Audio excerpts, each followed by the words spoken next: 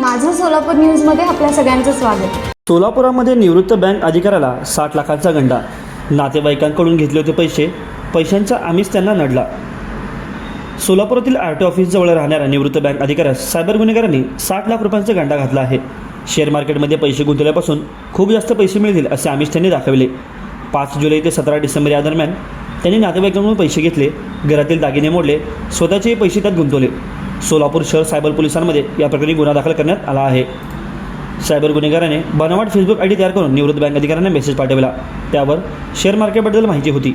त्यावर क्लिक केल्यावर फिर्यादीचा number cyber गुन्हेगारांच्या व्हॉट्सअप ग्रुपमध्ये समाविष्ट झाला. ग्रुप शेअर मार्केट संदर्भात इतर बनावट सदस्य खूप फायदा झाल्याचे बोलत होते.